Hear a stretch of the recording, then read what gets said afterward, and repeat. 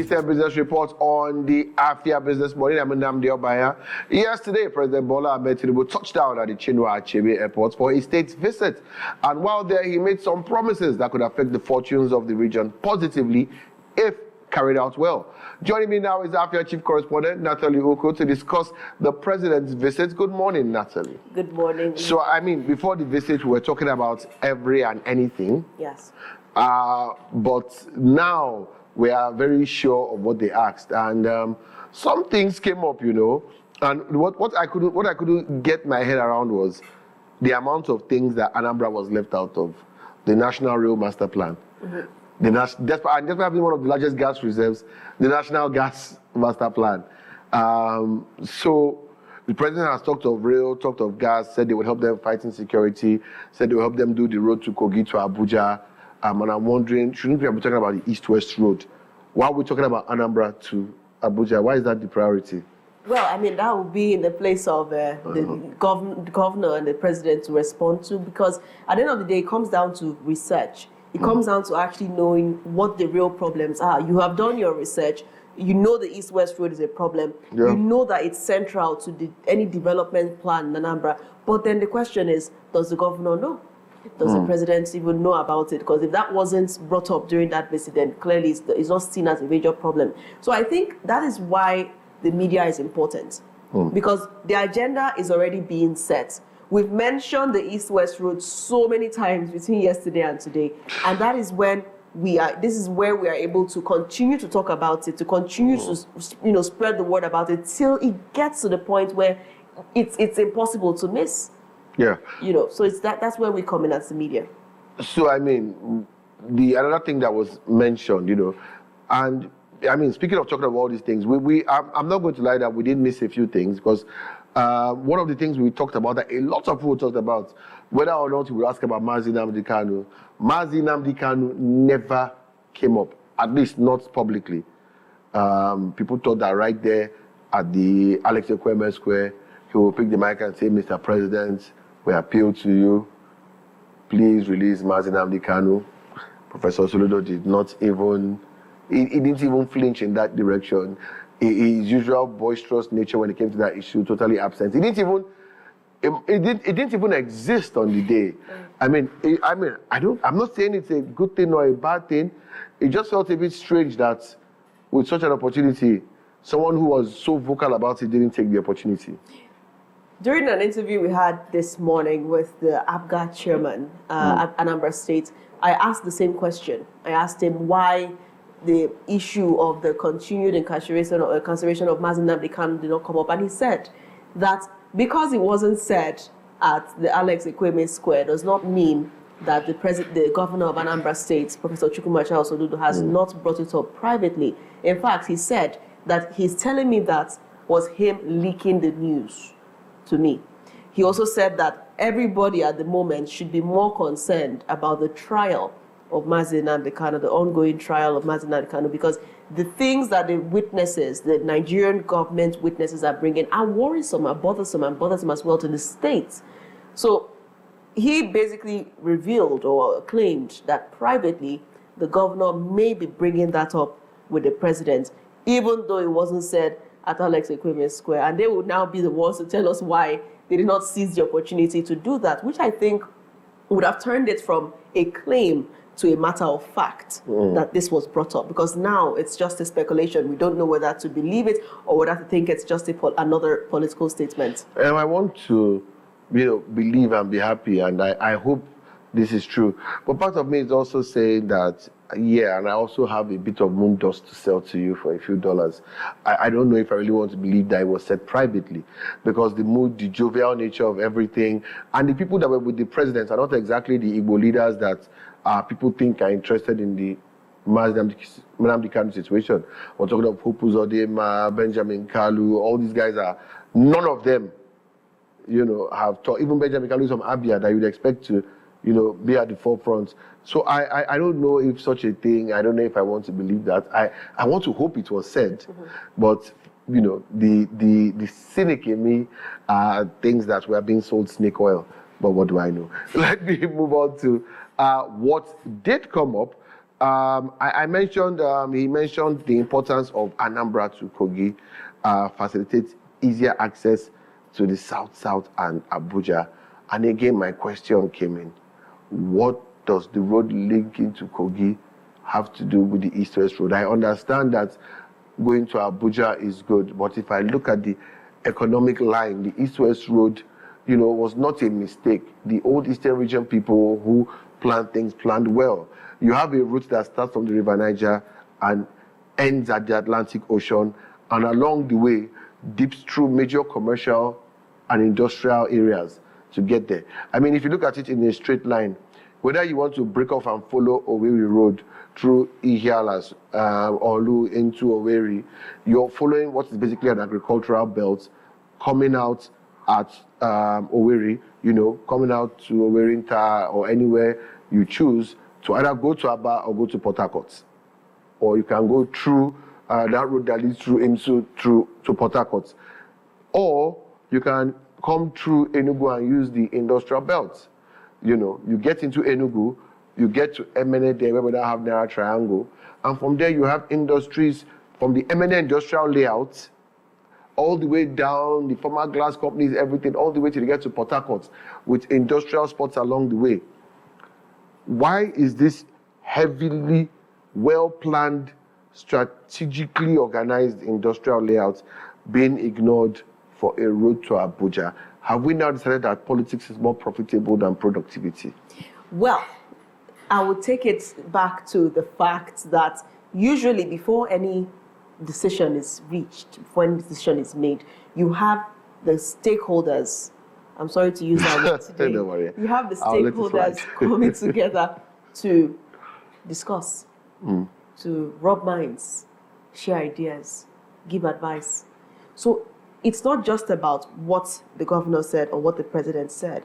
It's about the people who advise. That's why you have so many SSAs, the ones that are actually working.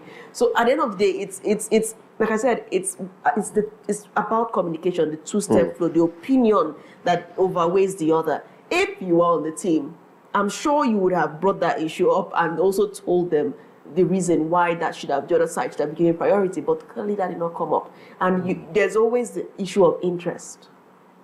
What is of interest in this matter? Who is it of interest to?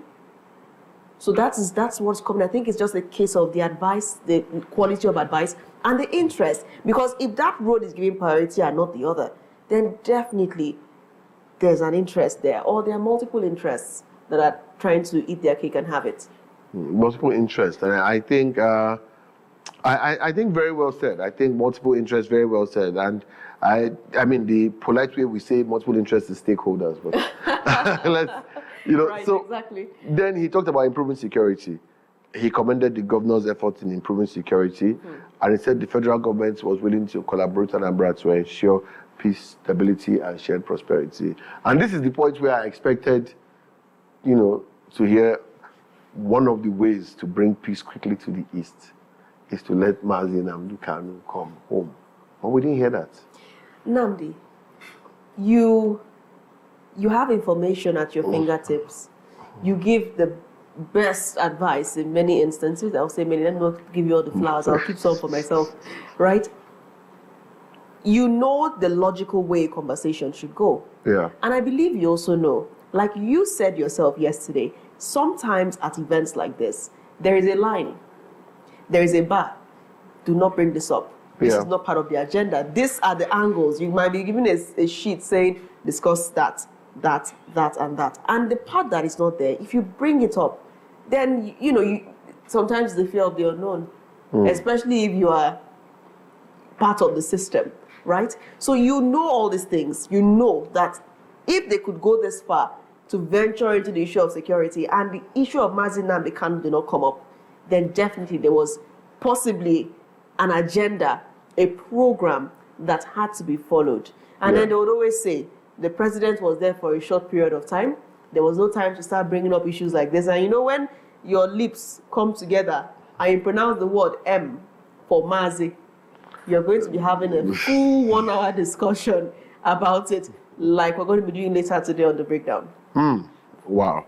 Okay, so let's then talk about something we didn't talk about before. What's that? Which came up, which was, we did talk about it actually. We mentioned the ecological fund, but we didn't really go deeply into it, even though I know Chilaka and a couple of other people mentioned it's erosion. And, Governor Soludo mentioned it, almost a third of Anambra land is vulnerable to erosion. At this point, I want to feel sorry for Anambra, but I also know that if you look at Onitsha, you look at Oka, there's a dearth of trees.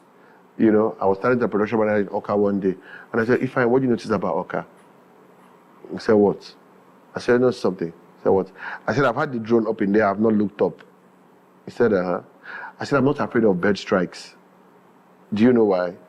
He said, why? I said, because there are no trees for them to nest, so they don't stay here. Oka has, between immigration and maybe Udoka, you have almost not a single tree all the way. Like, you literally have to be going to the periphery of Oka, getting towards immigration, Unizik. At the other end, you need to be leaving Amobi, leaving Oka. Like, you need to get down 6th Avenue and start cutting when you come out of Oka, entering into Enugu, Ukwu, once you start, or going towards Abagana, to start seeing trees. Onitsha is the same thing. Onitsha has an issue with trees. Maybe, I don't want to mispronounce, is it Ojede or Deje Shrine? They have a sacred tree there, 1 or 2 trees, But Onitsha really has a dearth of trees as well. So, tree roots hold soil together.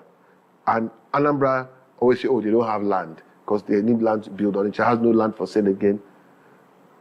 Is it not, is this something they should be asking the president for? Or should they not just start planting trees? You already answered the question. They should... No, I'm just asking, there are 2 options. You can beg the government... Or just start planting trees. Look, I'll take you back to work. You have ministries. Yeah. I don't know if it's the right ministry, but the Ministry of Agriculture, for instance. Ministry of Environment. Ministry of Environment. You have because they need to work hand in hand with agriculture. You have forestry, the authority in charge of the forestry.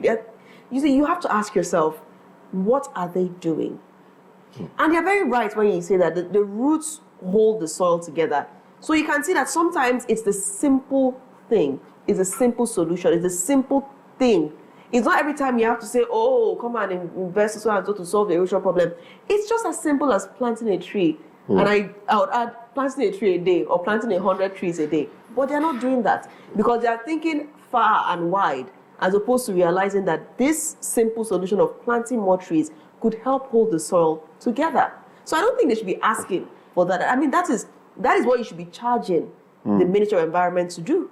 So you have to now, I think it's now time to call the Commissioner for Environment and ask him what he's doing about it. Not wasting time making the appeal and then having someone to blame that you asked and it was not done. Because that's where this is going. That's where it's going. And if you go to Anambra, to Oka, you would see of them, different estates. I don't want to call names, so I don't promote, but there's a popular Middle Eastern tourist destination that people like to go. There's an estate with that same name in Oka and spread around. Oka is expanding. Yes, the capital city must expand, but I don't think we're expanding with greenery in mind. Another thing was the National Rail Master Plan, and Anambra again was omitted from the National Rail Master Plan. I don't understand how the tip of the spear of the Southeast, the first point of contact, and was omitted. Marginalization, that's the answer to the question. Marginalization, lack of inclusion, lack of realization that the Southeast deserves a seat on the table. The Southeast deserves a seat at the table. You're supposed to be realizing at this point that the Southeast is progressing, and that is why these conversations are even coming up. How can you have a National Rail Master Plan and exclude a major commercial hub Anambra has sitting on the bank of the Niger? Anambra has that is the gateway to the east. From the very beginning. You literally have always known there was a place like Anambra. Yeah. The Southeast has been here. So not including Anambra in the master plan, I don't think it was a mistake. Oh, he said it was an omission. It's not an omission. Okay, let's talk about another omission. The National Gas Master Plan. Anambra again. Like the states in the south and the southeast, you have Imo and Anambra, Enugu. The southeast and south has a lot of gas. And Anambra was omitted. again. That's what I'm saying. Is the word omitted for me. It's not an omission. It's just failure to do what is needed to be done. Like I said, interests.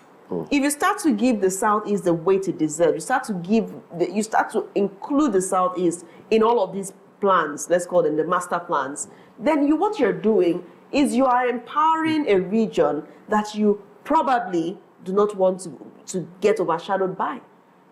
Because you cannot just say, okay, it's a President Tinubu, and there were many presidents before. Yes. It's the entire government, it's the entire system. And that is what the conversation we should be having now is which president is going to solve the omission problem. Which president is going to come and say that this is what we did, this is what I did for the Southeast. Instead of hearing the same thing, because in the next couple of years, another president will come for a visit and you hear, oh, the plan, okay, we'll look into the... And then, so who's going to solve the problem? That's a very good question. We've run out of time, but I have to ask you this question because your question brought it out. Do we wait for the presidency to stop this omission, or do we just start sending our assemblymen to go and ask for changes in laws? Because you look at the fact that Enugu, Imo, now Afia have gotten their electricity regulatory commissions in their state. Should we not just be sending congressmen to go and sponsor and pass bills? I mean, this morning we saw Honorable Kama push the bill for Ebonyi State, and the Speaker Abbas has endorsed and backed it at the public hearing. Public hearing was yesterday for the Film Institute in Ebonyi, and the man is pushing for it to come to his own constituency. So the question is, maybe it's time to forget the presidency and start sending our, people, just like we saw the Enugu people too. Yes. Do the airport concession push. So my question to you is, and this is my opinion. In your opinion, do we strong arm the presidency more, or do we just pull away? It is only a madman that would realize that there's no result and will continue to do the same thing. It is time to take action as a region. If you are telling someone over and over again to do something and it's not happening, then you need to explore other alternatives. I think your suggestion is the way to go, because you cannot keep on trying to muscle or strong hand the president into doing it, because you will keep on, it means you're not serious. Because if you're hungry, I bet you go to the fridge, open it, and look for what. And if it's firewood, you probably start arranging them to make something to eat. It's when you're not hungry enough that you'll be at home saying, I'm hungry, come and help me. And that's what's happening. It's time to take action. So you think we're not hungry enough? No, we're not hungry enough yet, because when we are, the push will come. I like that. That's a great action packed. A great action packed way to end. We're being pushed and shoved off by our producers telling us that it's time to go. But thank you for being here. On a lighter note, as I rounded up, I said something on social media. I hope it's a joke. A number of people are accusing presidential spokesman Bayo Ononuga of translating President Tinubu's title DK Simba to mean warrior lion. He assumes that Simba is lion in Igbo. I guess he's speaking Swahili and Igbo. I hope he's being funny. Like, I hope he's from what I saw on the deleted posts. Let's blame the typist. Maybe the typist puts Simba together, and that's what happened. I mean, but DK Simba. Hero from another land. That is the literal translation. So I'll blame the typist. The typists, they are fond of it. Why am I going to do that for him? That translation. He should climb up. In fact, it was him. It wasn't the typist. Because I could just use that as a defense. In my own dialect, it would be more like the hero that came outside, or well, is it from another land, or the hero that came outside? It's the warrior that has come from outside. Well, almost the same thing, almost the same thing. Or at the same time, I think I prefer warrior lion. If you and I stay on this show long, DK Simba. We'll be giving titles on. All right, on that note, maybe we'll have Bayo Ononuga come around. We'll give him the title of DK Mufasa. Who knows? That's all we can take. Why not Scar? I think you're not Scar. He will want something. He wants something written. Scar. That's all we can take on the Eastern Business Report. Well, Afia Business Morning is not yet over. Of course, the one who gets lost in the market Pekin, as she likes to be called, is waiting to take us to meet traders, see the products, and engage the marketplace. How market comes up right after this, so stay tuned on channel 254 DSTV, 17 Go TV, and of course 748 on Free TV. Till I see you at 10 a.m. on Monday for another edition of the Afia Business Morning. This is Nnamdi Abaya saying, after your profitable week, please get some rest.